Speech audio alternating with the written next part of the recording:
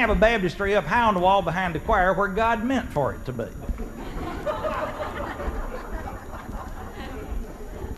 Baptistries were cut in the floor of the pulpit area, generally. And it might be right under the pulpit, it might be to one side or right behind it, it might be off over to the edge, but on that platform area somewhere there was a hole cut out about 8 feet wide, about 4 feet deep, and about 5 feet up second rib on the preacher.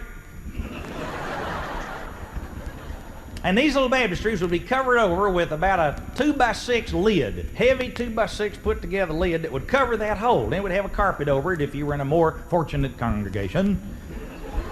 Now we've got a wire that runs right behind the baptistry, parallel to the congregation. Then there's a little T intersection right over the baptistry that runs to the back wall.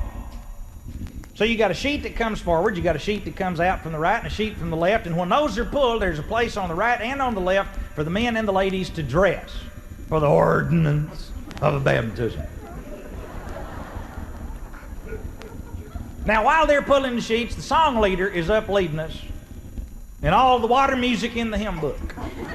Showers of blessing, Jordan's stormy banks are standing.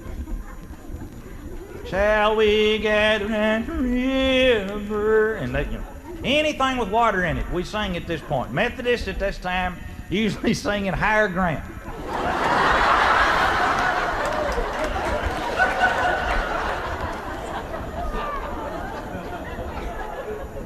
And the song leader's out there just letting us have it.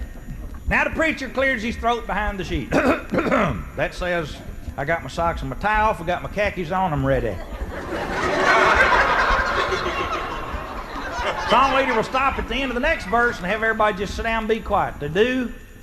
And one of the young guys with his belt on his name on his belt gets up and goes over and pulls a handle on the big square D electrical box in the rear. Cuts off all the power except to the one lone yellow light bulb, B-U-B, light bulb. That's what we have in Texas, light bulbs.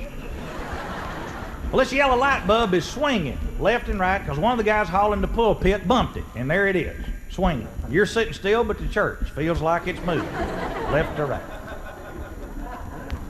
Preacher comes down these little wooden steps into the water, leads us in a fervent prayer for these who've come to follow their Lord in the ordinance of baptism. Then he brings in Brother Hawkins. Brother Hawkins is going to be the first one to baptize tonight, and he comes into the water, turns and faces the preacher's right. Preacher puts his hand on his back, arm up in there, in the name of the Father, and then puts him under, brings him up, splash like, and a lot of splashing there. Kids all stand up in those old church pews, trying to watch. And any parent worth his salt will hold on to kids' belt loop during baptism, because they can get loose from you and just can kill the spirit of the moment. So Hawkins goes splashing up the steps, slosh, splash, slosh, step, and he gets louder as he climbs higher because the water's falling further. Splash, slosh, splash, slosh as he comes up. Goes through the sheet, splash, splash, splash, kind of muffles it. But you can still hear through the sheet, splash, slosh, splash, slosh. A few minutes later, squawk, has his shirt hitting the floor. You hear everything through the sheet. Then he turns to Miss Middleton on his left, who's going to come out of the other side of the sheet. This is a Methodist lady who's finally seen the light. And looks like she's been staring at the bug. Just bug-eyed. She wants to, just scared to death. And she kind of balks with her head out the sheet like somebody at one of those little carnival booths that you throw things at. Just didn't want to come through at all. So he reaches over to help her, and she just clonks him in the wrist bone with her fingernail. And starts saying through her clenched teeth, I just can't do it, I just can't do it. Well, he tries to encourage her, says, trust me, through his teeth. And kind of leans her on out a little to her, and she comes right on down the steps, scared to death. Well, she turns and faces the wall on the right. Puts his hand on her, starts to put her under, and she keeps on, I can't do it. And he just, trust me. Gets his in the name of the Father, and starts to put her under, and it was like bending a stump. She was not going back, Well, he tried again, and she would not move. Had her legs apart, front to back, wasn't going.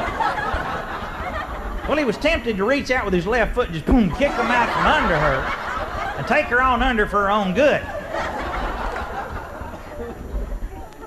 But he decided this should be her own free choice. So what he did was he just caught her by the back of the head and the nose and just power played her right in the water. Ba-dum, ba-dum, ba-dum, and walked her back like you're laying an ironing board down.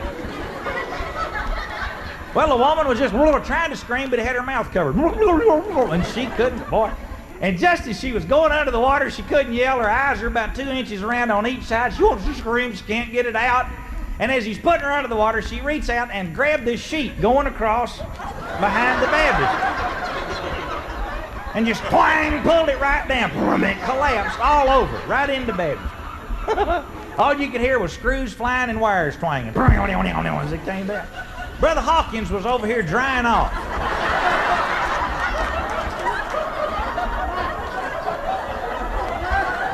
And he heard everybody laughing, and he turned around to see what was wrong.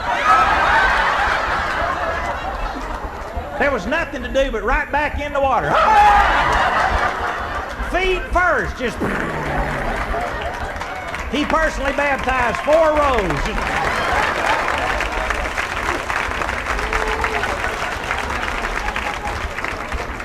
Miss Middleton walked out on the water and went back to become a fine Methodist missionary.